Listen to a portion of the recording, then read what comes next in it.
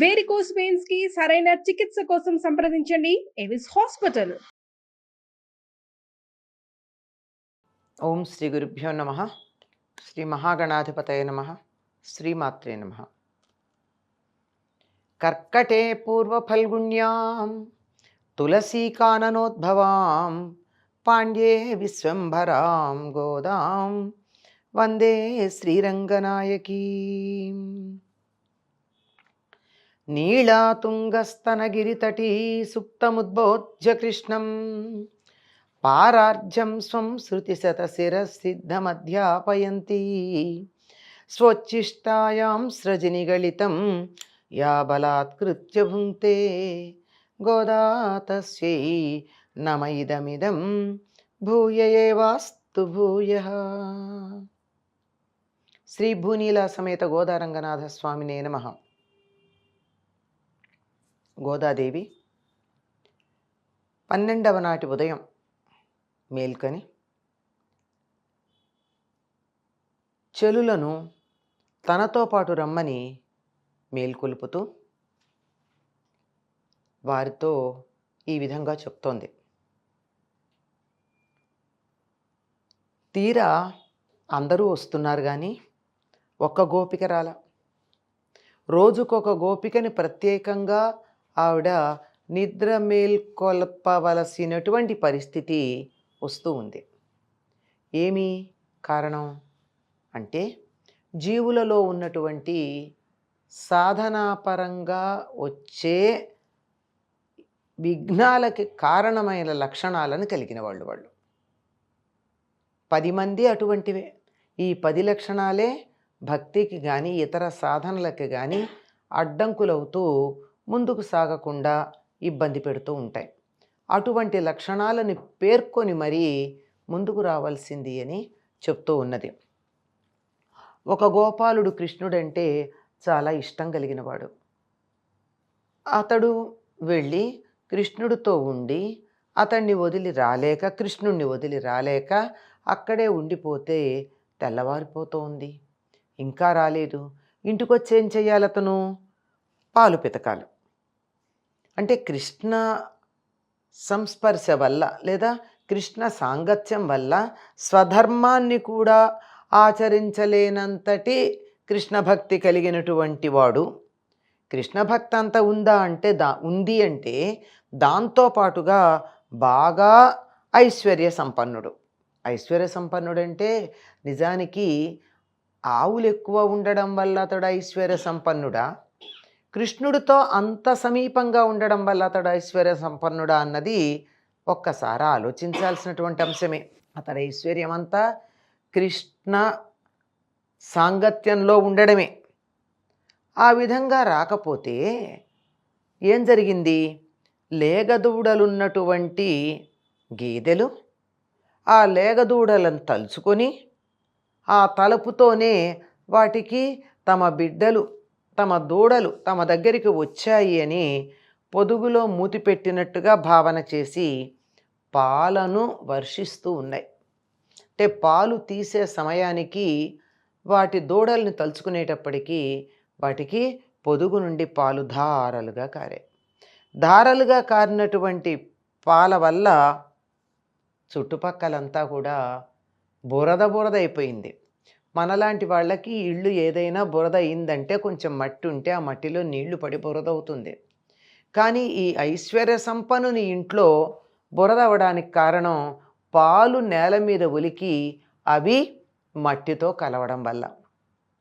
అంతటి ఐశ్వర్యం కలిగినటువంటి సంపన్నుని చెల్లెలా అంటున్నారు. అంటే అన్నగారికి అంత సంపద ఉంది, చెల్లెలి మీద ప్రేమ కూడా ఉంది, అందువల్ల గారాబంగా పెంచి ఉంటారు.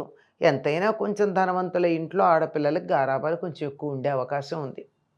అలా ఉన్నటువంటి దానా ఓ ఐశ్వర్యంతో ఉన్నటువంటి అత్యధికమైన ఐశ్వర్యం కలిగినటువంటి సంపన్నుడి యొక్క చెల్లెలా, నీ ఇంటి ముందు మేము నిలబడ్డామమ్మా, నువ్వు రాలేదు ఇంకాను. మంచు తల మీద పడుతుంటే నీ వాకిట్లో నిలబడ్డాం. అంటే కిందేమో బురద ఉంది, పాలు బురదలో కలవడం వల్ల వచ్చిన బురద. పైనుంచేమో మంచు పడుతోంది. ఇది హేమంత ఋతువు కదా, మంచు పడుతుంది.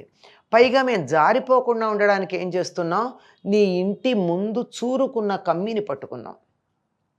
చూరంటే తెలుసు కదండి, ఇల్లు ఇలా ఉంటుంది. ఇలా ఉన్నప్పుడు ఇలా వాలినటువంటి ప్రాంతంలో ఉండేది అటువంటిది. ఇక్కడ చూరు ఇలా వాలుతుంది, కొప్పిలా ఉంటే ఆ చూరుకున్నటువంటి ఒక కమ్మిని పట్టుకుని నిలబడున్నాం. మరి ఏం చేస్తున్నాం, ఊరికే నిలబడున్నామా మేము?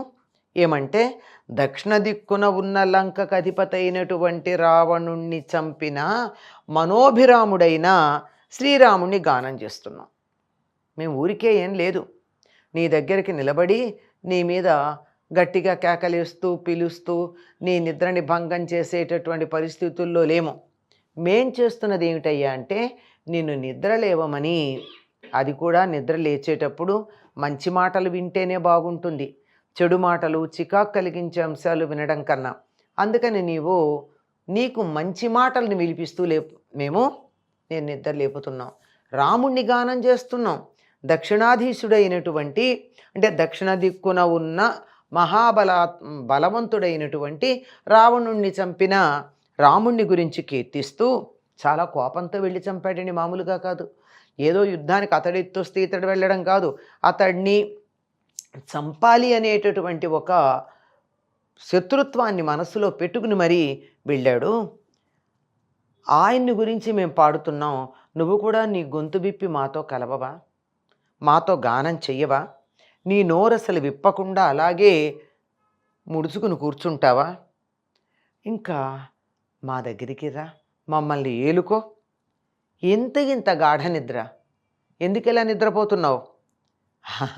నువ్వు చాలా నిద్రపోతువి, అధికంగా నిద్రపోతావని నీ సంగతి ఊళ్ళో వాళ్ళందరికీ తెలిసిపోయింది అని మరొక చెలిని నిద్రలేపుతూ ఉన్నారు.